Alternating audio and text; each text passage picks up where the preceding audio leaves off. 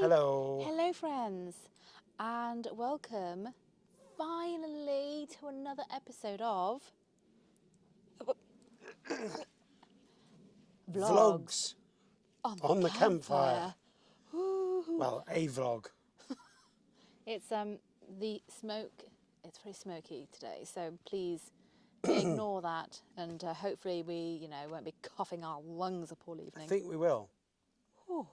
But yeah, it's we're really glad that we're finally able to do this because, well, if you've been living in England this summer, you would have seen that it's just like raining every single day. So we've not had a chance to come out and do one of these.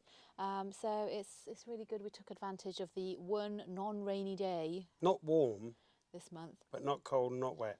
Yes, it's not raining, so that's the main thing. Toasty. Okay, so the films that we're going to talk today about are The Changeling from 1980 and Insidious, The Red Door. So yes. Which one are we going to talk about first? Well, I think we went to see Insidious, The Red Door a few days ago at the cinema. And we went to see it with our little horror group that we've started in Oxfordshire. Not that any Yes. of you will know this, but it's called Oxfright. You can find us on Facebook and Instagram if you happen to be in the area. Yes, if you're in Oxford, please come along. If you love horror, we would love to have you there. But yes, so we went to see it on a lovely cold evening. What did we think? Well, what's it about mainly? Well, it is about, so we've jumped 9 or 10 years ahead from Insidious 2, which was the last movie that we saw, the Lambert family. So we've jumped like 9 or 10 years ahead. And Dalton, the son, he is now heading off to college. And the relationship between him and his dad, Josh, is all very strained. And that's mainly, we should say there will be spoilers because I can't talk about movies without minor spoilers. giving away Let's details. not just blow it completely. Well, no, but I will be talking about stuff that they might be like, oh, I didn't want to know that. But it depends how, At the end. how intense you want to, be shut off from things. Yes, true. So, yes, just a warning. I will be talking about details in the movie. Okay, so what was I saying? Now Mark's distracted me. I don't know what I was saying. What was I saying? So it's Dalton, the kid, Yeah. and he's actually played by the original kid, which is pretty cool. the same kid. It's really good. I love that they got him back. And Patrick Wilson is played by Patrick Wilson. Sorry, whatever his character is called. Josh. Josh, all right. Yes. So yes, in the last Insidious 2, both Josh and Dalton were hypnotized so that they would kind of repress because they can like astral project. And they would end up getting into like all sorts of trouble. So they were hypnotized to repress that ability, and it's made them go all like they didn't like it and they couldn't remember anything. Hence their bad relationship. And Dalton's at college, and weird things happen, and the usual Insidious sort of stuff happens.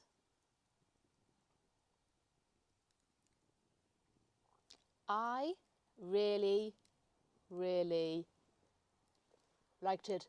Ah. But I am biased because I love Patrick Wilson, so I'm just going to automatically like whatever he's in. Who also directed the film. Yeah. Isn't that his first kind of movie that he's directed? I don't know, you love I Patrick do. Wilson. I know, I I'm didn't not know such a fan. But yeah, no. I mean, I like him, but he's, you're the fan. I am the fan. Yeah, I really enjoyed it. Like I said, I love Patrick, so I'm going to... Yes, he not only stars in it, he directs it, and he also sings the end theme tune with Ghost. Oh, if you haven't heard it, so it's a cover of Stay by Shakespeare's sister. Oh, listen to it. I've been like obsessed with it, and it's really good. And Patrick Wilson is such a good singer. You aren't biased at all because you fancy him. No, I fancy him. I love him a lot. I think he is very, very clever. Very clever boy. I think it's a good film. It's kind of got this whole dynamic of a dysfunctional family kind of, so it gives it something new to work around. They're not just kids and they're older parents. We find out that Josh, his mum has died, and it's kind of tense around the family. Him and his wife have divorced, and so there's that kind of element there. And the son Dalton is not a fan of the dad. He blames him for a lot of things. And so when he moves off to college, it's very tense. Josh offers to give him a lift, but he doesn't really want him there, doesn't want him helping him. So that starts off the movie, and then it moves into the kind of creepier stuff. Yeah. And I don't think it's super creepy. It's not as creepy as Insidious 1 or 2. No, I wouldn't say it. Yeah, no, it's not as creepy. There were some good jump scares, though. Some good moments that got me. I did have to do this. Cover your eyes so that you can just see like the corner of the screen. Cheating. But yes, no, I agree. It's not as creepy as the first two for sure. But still good fun, still good creepy moments. Oh yeah, it's a fun film. Like, is it super memorable? Probably not. It tries to do something different with the formula, so that's kind of good.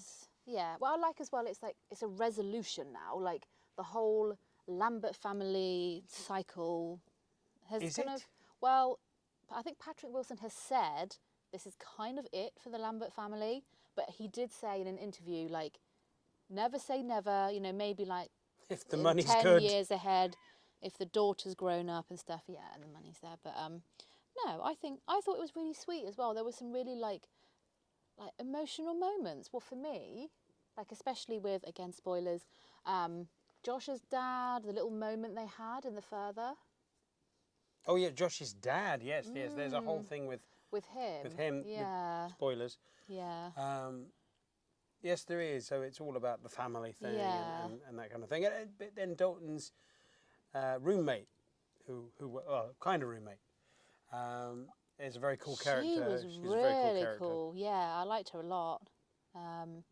But yeah, I overall it was a very enjoyable movie in my opinion. A bit of a weak ending, I thought.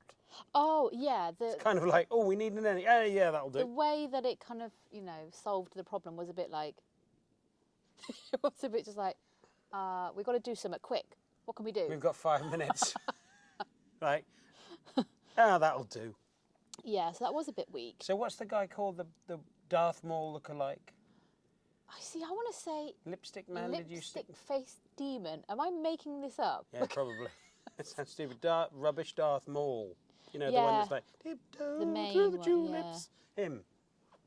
He is a very strange one because even from the first one, I didn't find him scary. I mean, if he was here now, if he if he popped up. Yeah, if we watch this back and we suddenly see him like behind my shoulder or over the fence, then I will never do this again. Move. But for a movie demon, he's a bit lame. Yeah, a bit of a strange one. The other things that scare you in it are good. Yes. Sorry, this bit's not added in later at all, right? But you wanted to talk about something in Yes, Insidious. about in Insidious, the MRI machine scene. I loved that. Was probably my favourite kind of like tense, good, creepy moment. Because MRI machines are really. We're making s'mores, by the way. They're quite. I've never been in one, but they're supposed to be really bad, aren't they? Like claustrophobic, because you're in this tube for what, half an hour, and it's all noisy and stuff. And people always, say how bad they are. But that was that proper got me. My heart was going, and it's not a very comfortable thing anyway. So obviously that's a worry, without giving too much away about what happens in the film. Yeah. So it's an uncomfortable thing anyway. I mean, obviously you've got some similar sort of thing in The Exorcist. Obviously, when they're checking on Reagan. Oh. So a similar thing to that, Does she go in? She goes into all kinds of stuff. She has that. That bit is horrible. Yeah. It's the worst bit of the film. God. But yes, and so that was just a little add-on I wanted to make. Oh, and also I'm so looking forward to seeing Lynn Shay at For the Love of Horror. The legend that is Lynn Shay will be at For Love of Horror. I love her. I love her probably as much as I love Patrick Wilson. I wonder if she will say that to her when she meets her. I check love back. you I'll see if I can almost video as it. much as Patrick was. Will you be my granny? Is what she'll say. Oh, I Which is would not the love- same thing she'll say to Patrick Wilson if she ever meets him. I hope. You never know, one might come out if I ever met him. I'd be too excited. But But yeah. no, it's overall it's a good fun film. Where would you put it on the sort of shriek-o-meter? I can't even remember the scale we were using for how good a film was. We had 10. It was out of 10. 10. And was it like out of 10? Did we call it something like 10? Screams per second, I don't know. Oh, we did. We call it Shrieks. out of 10. 10 out of 10 screams.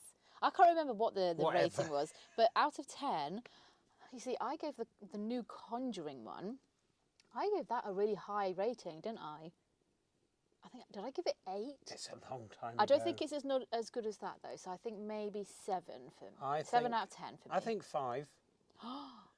Not that it's a bad film. That's quite low. It's not super scary. It's a 15. It's okay. Yeah, I guess like I said, I'm going into there already liking it because of Patrick Wilson, but I can admit that it's not the best movie. But I really loved it. I really enjoyed it.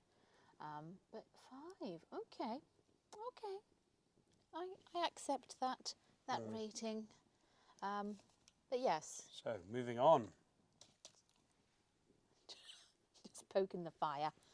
Do you wanna put another vlog on the campfire yet? Yeah, well, you do it because apparently I keep putting the fire out. Hold my drink. Try and do it, and it I'm like going in.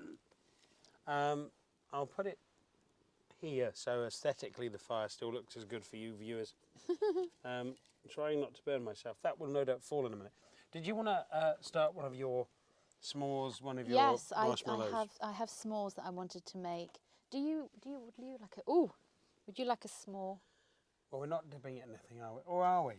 We're not what? Well, it's just poking a marshmallow, right? Yeah. I'll have one, even though I find them repellent. So the next film that we are going to talk about is The Changeling from 1980. Directed by Peter Medek, I believe, who's still alive. Okay, before we get into describing the sort of style and what happens in it, basically George C. Scott plays a composer, and the film opens with quite a shocking scene. His family and him are out there, the car's broken down, they're in a sort of the snowy area of America, they're having a nice time, but you know, they've broken down, they're waiting to make a phone call. He goes off to make a phone call in this conveniently placed phone box in the middle of nowhere, and there is a shocking accident. And it is pretty shocking. It's not gory, but it's very harrowing. Yeah. So the whole film starts with that, this big trauma for this guy who's obviously devastated. And then for some reason unknown, he buys this big old mansion in the middle of nowhere that's sort of run down and looks pretty terrifying to begin with. Awesome, but terrifying. I think he probably just wanted to get away from it all, didn't he? Like, you know, his entire family was gone, and True. I guess he wanted to run away into this big creepy house. Yeah. But he's still composing and trying to work, so, you know, on his own. Yeah, the house in it is probably my dream. I have many dream homes. One of my many dream homes. I love it. But as I was saying when we were watching it, I couldn't live there on my own. I'd either have to have other people living there with me, or like 200 animals, like dogs and cats and you know, geese. Because when he is there and trying to compose, all of a sudden, not all of a sudden, he notices very strange things happening. Clearly, excuse me, clearly quite spooky things. Clearly there is a presence in the house. And at first, he believes it to be his daughter. But it's not quite that simple. No. Not again. She's burnt it again. Do you want to swap? That's okay. I like it when it's The like that. thing about it is, it's very different to a film like the Insidious films. It's definitely a film of the 70s, It's kind of grainy. It's slow. Yeah. It's very measured. It's paced, but that's where the creepiness in it Because comes out. you don't see any No. kind of gore or any nastiness really. Yet it is one of the most creepiest films I've ever seen. Like, it proper creeps me out.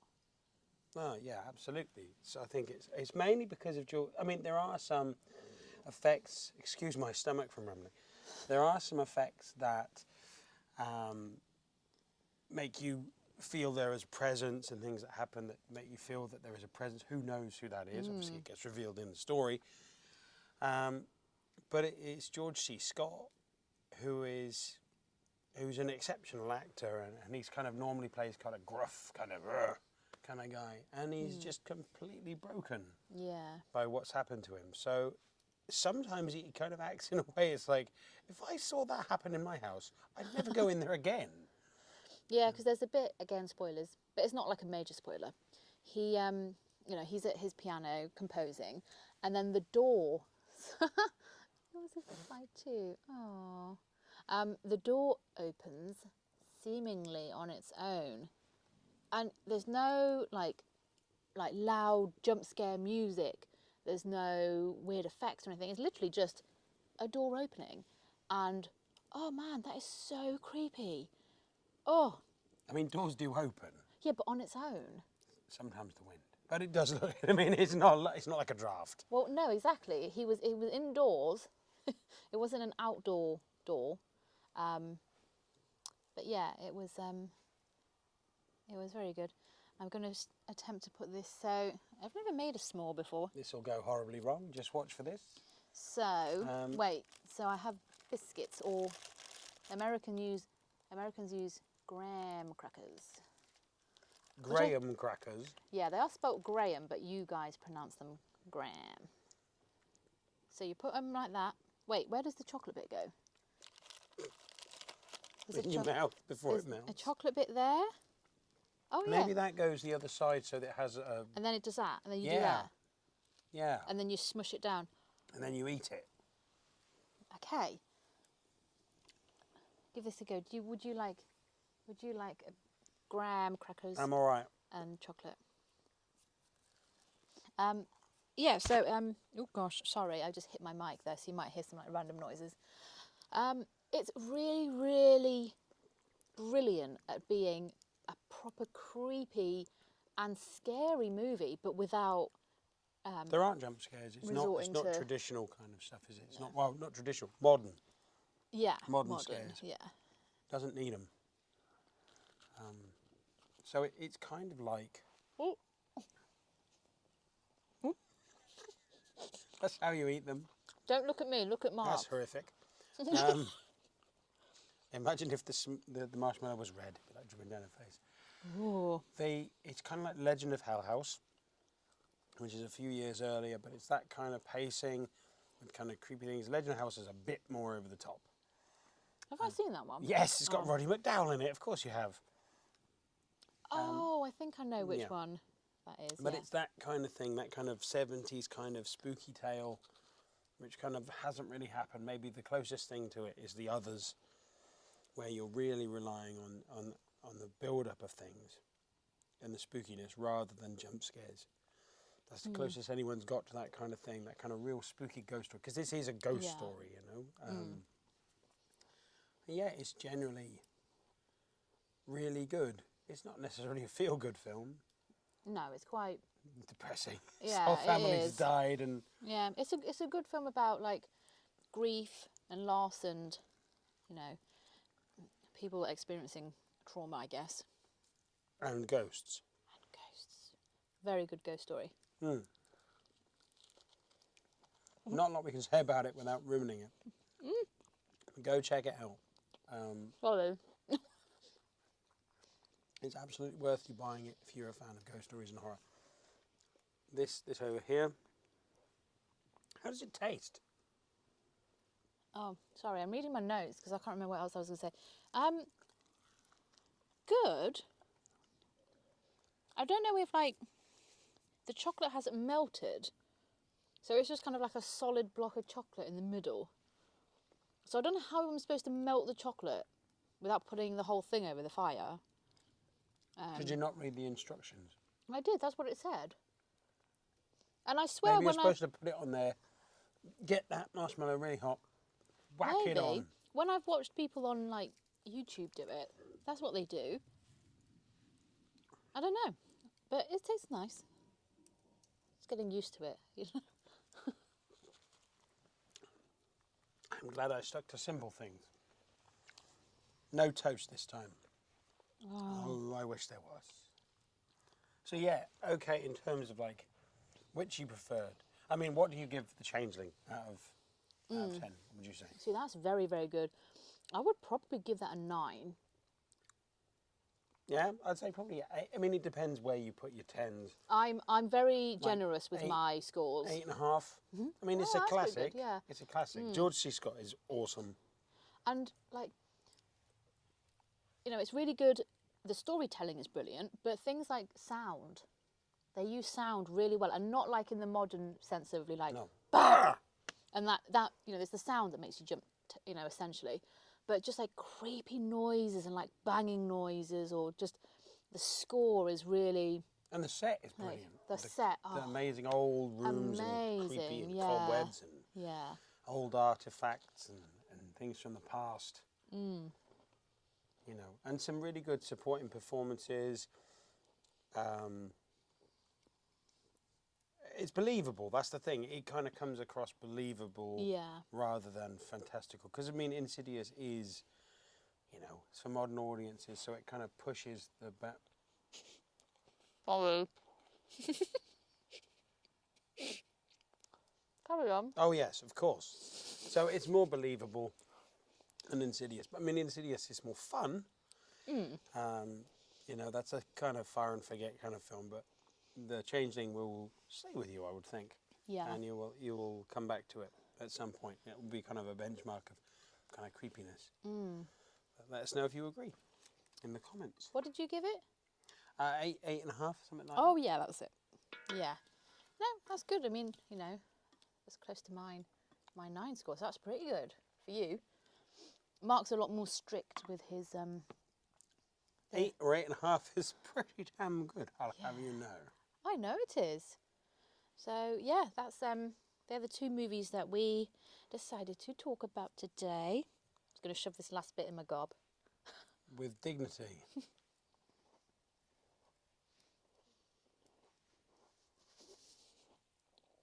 Well,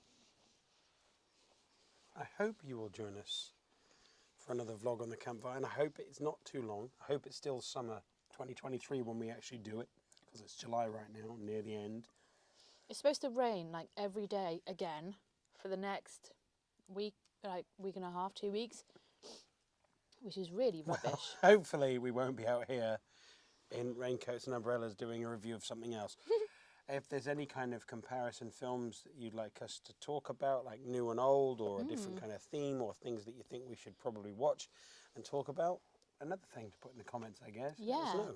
Oh, and we will be going back to making our top 5 lists, because they were really fun. You know, we did like top 5. What did we do? Top 5 somethings. I can't remember now. Oh, we did top 5. Did we do Stephen King movies? We did like top Stephen King movies. Yeah, so let us know as well if you want us to do what sort of top 5 lists you would like us to do. But yeah, it's been really fun doing this, and thank you for watching. And like, subscribe, all that jazz. For my followers from my other channel, the ghost stories and true crime videos, I will be getting back to them. I do have a video ready to go, as in like ready to go and film, but it's a location video, and because of the rain, do you know which one it is? No, I've no idea. I told you. I can't remember. No, she's now. Did you? I know, because I wanted it to be a surprise. Come on. Shut up. Okay. Yeah, so. Oh. So yeah, but it's been raining, and I've not been able to like get out there and do that. So, but you know, I will get back to doing the other types of videos. We've just been very busy lately. But thank you for your support. Thank you for watching, and thank you for watching the vlog videos as well, the Comic-Con ones.